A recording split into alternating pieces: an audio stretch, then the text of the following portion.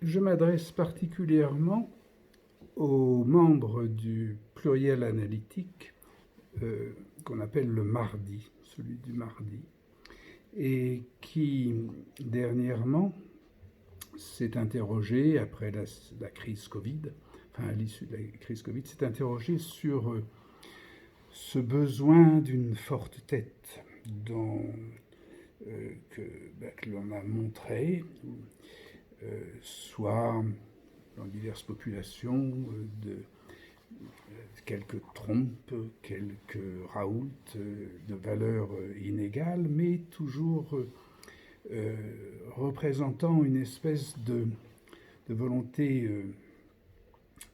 d'indépendance par rapport à ce qui est qualifié d'état profond. Alors, je fais cette vidéo que je vais faire d'une seule traite. D'habitude, je fais un editing, une édition. Et là, je vais essayer de parler les contraintes du temps et donc d'un agenda pressé.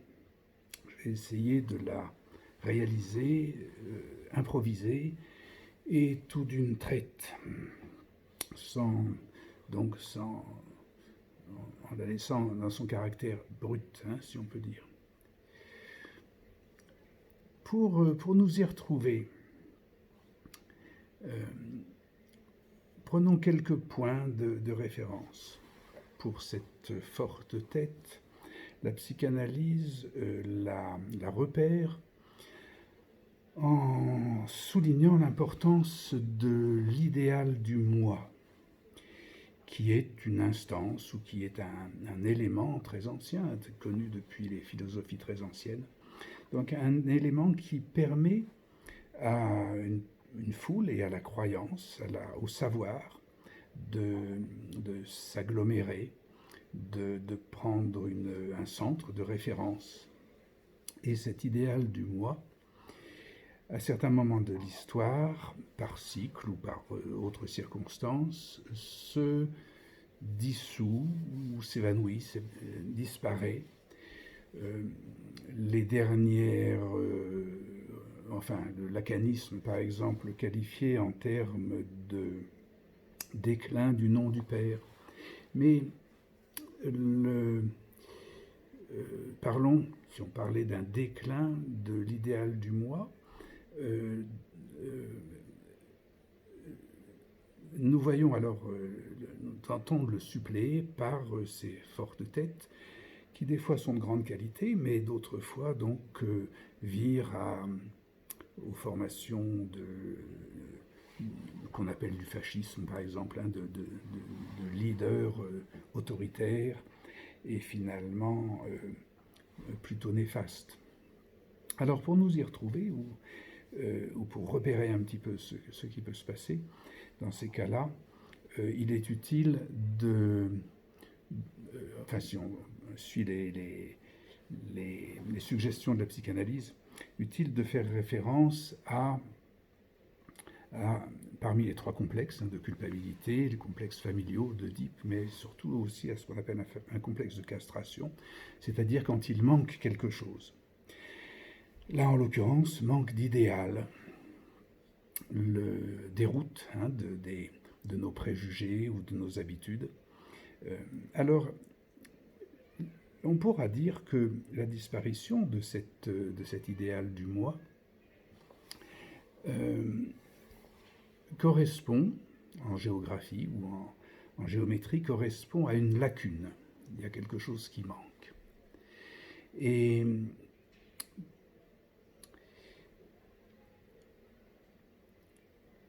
ce que l'on observe après, disons cet état lacunaire, c'était bien, les mots s'y prêtent un petit peu, c'était un petit peu l'état de Lacan. Mais après ça, au-delà de cet état, lorsque cette lacune frappe, ou lorsque c'est l'idéal du moi qui disparaît, cette lacune n'est pas simplement celle de la disparition, comme on dit en théorie, hein, d'un phallus, c'est-à-dire d'un argument particulier de puissance et de référence, mais c'est beaucoup plus vaste quand il s'agit de l'idéal du moi lui-même. Et à ce moment-là, nous passons, selon mon hypothèse, hein, c'est écrit dans la synthétique, hein, nous passons d'une lacune à une lagune. Ça, je l'ai écrit, théorisé, et puis là, je le dis en bref. Hein. Et cette lagune correspond bien à ce que le dénommé Trompe, qui essaie de surnager dans un terrain, comme il le dit, un peu marécageux. Enfin, donc, le dit bien, cette lagune, lui, il l'appelle le marécage de l'état profond. Donc, on en est un peu là, dans un état de grande incertitude et de grande perplexité, d'étrangeté, donc à l'issue ou à la fin de cette période étrange, bouleversante, de cette épidémie qui est peut-être une vaste fumisterie ou qui est peut-être quelque chose uniquement de médical, peut-être pas du tout de médical, et en fait beaucoup plus de politique, presque pourquoi pas de militaire, puisqu'il s'agissait, selon certaines propositions, de guerre. Hein. Alors, lorsque l'on se trouve, lorsque la psychologie collective s'avance et s'égare presque par définition, hein, dans cette lagune ou dans ce marécage de l'état profond, c'est-à-dire cette lagune de la psychologie profonde, à la place de l'idéal qui a disparu, se propose le surmoi, qui est une instance rigide que l'on qualifie comme ça de féroce et d'obscène. Et on entre à ce moment-là dans des affres assez misérables et d'une désespérance, faute, comme on dit, d'idéal. Alors, c'est à ce point que vient la suggestion que dans ce marécage de l'état profond, dans cette lagune, en fait, une structure pourrait être repérable et que l'on a appelé du pluriel. Tout de suite, on voit qu'elle est un peu plus mathématique que simplement l'état lagunaire. Le pluriel, c'est un nombre quantifiable, c'est quelque chose, enfin, qui suggère quelque chose de nombrable. Et nous en arrivons donc à cette idée qu'on puisse définir la population, la foule, la société, comme une structure qu'on va appeler plurielle. Alors là, on a un peu éclairci les choses parce que sur cette idée de pluriel, que serait la société, quand elle n'est plus hiérarchique, quand elle n'est plus centrée sur l'idéal du moi, qui a ses propres défauts, hein, ses propres insuffisances. Donc cette société plurielle correspond, lorsque elle est habilement traitée, correspond et devient l'art de la mémoire. Et là, on réémerge et on trouve quelque chose de nouveau, d'assez avantageux. Parce que l'idéal du moi, justement, dans l'art de la mémoire, tel qu'il est décrit à l'origine, hein, au moment de la fondation des républiques athéniennes, et dans l'histoire, donc cet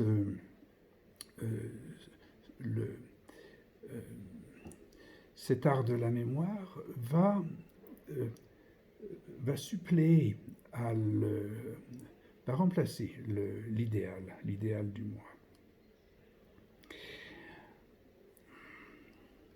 L'idéal du moi propose une mémoire, mais une mémoire qui est fausse en quelque sorte, hein, qui est assez inerte, elle est fixée à ce qu'on appelle une idéologie.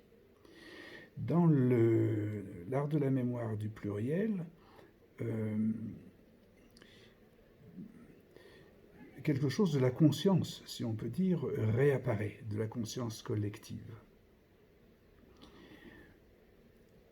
Seulement, à ce stade, on n'est pas arrivé au bout de nos peines. Constituer ou surnager dans le marécage, surnager par un art de la mémoire, nous mène, après le lacanisme de la lacune, et puis sortir en surnageant sur cette lagune, ça nous mène à ce que c'était Deleuze et Guattari, c'est-à-dire on peut dire la troisième épisode de la psychanalyse, nous mène à une société qui est représentée, d'après ces troisième théoricien, après le lacanisme, qui est organisée par ce qu'ils appelaient un agencement, c'est un ensemble. Donc cette société qui est en déroute de son idéal, qui se pose la question de la vérité, se récupère par un art de la mémoire, sous la forme, comme ça, elle s'agence à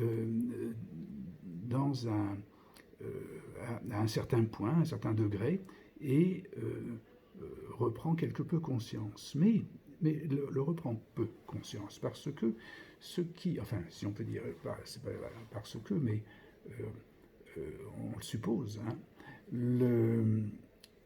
après la psychanalyse, qui avait essayé de suppléer à l'idéal du moi, dans cette progression, lorsque l'on est à l'agencement de l'art de la mémoire, c'est-à-dire au pluriel, tout ce que la psychanalyse avait pu proposer, c'était de déboucher et de se transformer dans une schizoanalyse, c'est-à-dire une analyse de la schizophrénie, une analyse de la paranoïa, enfin surtout évidemment de la schizophrénie, c'est-à-dire en fait une analyse d'une société qui était démente.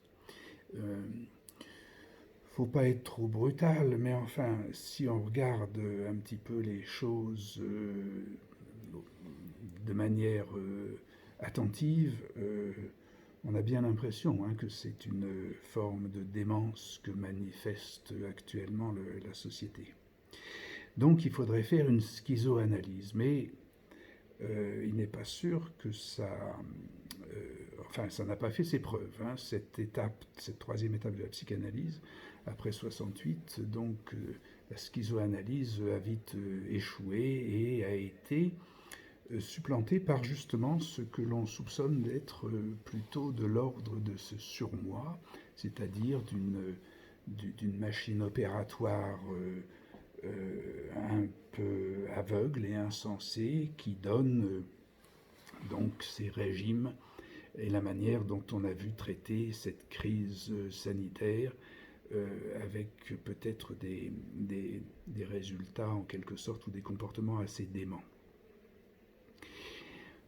Alors, est-ce qu'on s'arrêterait là pour arriver à ce moment-là, pour ce que à la société qui de cette démence évoluerait, de cette psychose évoluerait à la psychose particulière qui s'appelle la mélancolie, et voire il glisserait insensiblement comme ça vers le suicide en fait. Est-ce que donc c'est la seule perspective, celle que nous observons, est-ce que nous n'en avons pas d'autres au-delà? Alors si, il y en aura peut-être une, parce que dans tout ce propos que je viens de tenir, je n'ai pas parlé exactement comme n'en parle pas. Jamais nous n'entendons parler réellement actuellement pendant la crise coronavirus, que ce soit Trump, Raoul, Obama, je ne sais qui, ou Macron. Jamais on ne parle de cette intelligence artificielle. On en parle comme une espèce de truc un peu étranger, mais dont on ne saisit pas que la politique et que le gouvernement, la gouvernance sociale ne saisit pas. On n'a pas fait encore appel à l'intelligence artificielle pour sauver, si on peut dire, la société. Bon, certains en parlent mais pas vraiment dans un sens aussi profond que qu'il le faudrait au cas où il n'y aurait pas d'autres outils euh, qui pourraient nous, enfin, nous soigner et sauver d'une espèce de déclin écologique, hein, c'est-à-dire cette mélancolie délirante. Donc, c'est là où, pour bien préciser les termes que je propose, c'est que si nous arrivons à faire un pluriel, c'est-à-dire si nous arrivons par la vertu, justement dans ce pluriel du mardi, à le réaliser, ce pluriel, par cette technique qui est celle de l'art de la mémoire, qui est celle de ce qu'on appelle des extractions, c'est ce que nous mettons en exercice une fois par semaine. Ce qu'il manque serait, pour être complet dans sa terminologie, serait que ce pluriel soit analytique. Alors, pour qu'il soit analytique, il faut un analyste. Or, précisément, ce n'est pas un être humain, c'est pas un analyste, c'est pas l'analyste l'analyste du pluriel analytique, ce n'est pas un être humain comme ça qui peut survaloriser et faire progresser l'art de la mémoire jusqu'à réellement une société parfaitement viable et vitale et capable de se sustenter. Ce n'est pas un individu qui peut parvenir à ça, ni un groupe avec un individu. On retombe sinon dans l'idéalisation et dans les premiers travers. Donc, le pluriel analytique existe, c'est-à-dire un pluriel qui s'analyse, c'est-à-dire vraiment à ce moment-là une prise de conscience, non seulement l'art de la mémoire, mais avec cette prise de conscience, c'est-à-dire que cette mémoire soit analytique, ce pluriel soit analytique, il ne peut l'être, il doit y arriver à l'être avec cette intelligence artificielle. Alors, tous les fantasmes qu'on a eus d'intelligence artificielle sont colorés, captivés, absorbés par justement l'idée du surmoi. Et on prend l'intelligence artificielle pour le nec plus ultra ou pour la forme matérialisée du surmoi. Et ça, c'est le fantasme ou l'idée donc du Big Brother, c'est-à-dire cette société décrite par George Orwell, où effectivement il y aurait une mécanique, un système social, informatique et télématique qui contrôlerait la société, mais à la manière du surmoi. Or, en réalité, l'intelligence artificielle, c'est pas du tout ça. C'est pas la bricole, c'est-à-dire le matériel ou les petits trucs, les machins électroniques, aussi puissants et sophistiqués soient-ils. L'intelligence artificielle, c'est la collectivité, c'est chacun des individus qui utilisent et qui sont connectés par cette machine qui permet aux individus de refaire une communauté. Et donc, nous entendons bien que lorsque l'on parle de cybernétique, c'est-à-dire d'intelligence artificielle effectivement lucide, c'est-à-dire, appelons-la pour être précis, donc une cybernétique, quand cette cybernétique peut être mise en opération, on se rend compte qu'elle est surtout constituée de tous les humains, de chaque individu qui s'applique, s'exerce et influence cette intelligence artificielle qui, sans les êtres humains, n'aurait aucune vertu. Alors, appelons-la cybernétique, hein, c'est-à-dire une intelligence artificielle qui soit un outil, une prothèse, un instrument à l'usage de la population qui permette au pluriel de devenir pluriel analytique, c'est-à-dire un art de la mémoire conscient, lucide, et qui apporte à ce moment-là la capacité d'action, une action collective. Donc, pour cette raison, si je me suis suffisamment exprimé, là, ça fait 20 minutes, le temps passe vite, hein, je vais essayer d'être concis pourtant. De la lacune à la lagune, nous sommes arrivés au pluriel, un peu mieux organisé. Ce pluriel, nous l'avons mis en art de la mémoire, et il doit avoir un objet qui est simplement l'action, l'acte collectif. Et cet acte collectif, il peut être agencé par un instrument de gestion, de collection de la collaboration collective. Et c'est-à-dire un outil de gouvernance, et vous le connaissez bien, ça peut être un autre, mais enfin il y en a un qui est approprié, c'est une application, un programme qui s'appelle VotMobile. Et j'en arrive donc à la conclusion de dire que à l'issue de cette crise, nous avons vu que notre pluriel analytique du mardi a survécu à la crise. Il est toujours là et vivant et pas mal, mais il s'interroge en se disant mais qu'est-ce qui se passe, nous ne savons plus bien vers quelle idéologie nous tourner ou quelle même croyance, quelle évaluation de la vérité nous pouvons faire.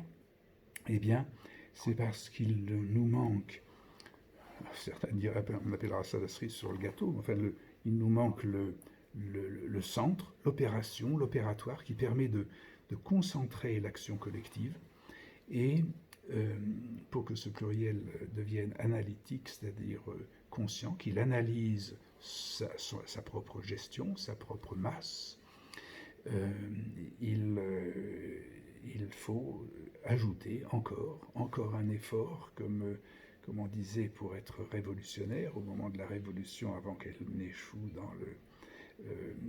dans des restaurations bancales. Hein, donc, ajouter, adopter le logiciel VotMobile.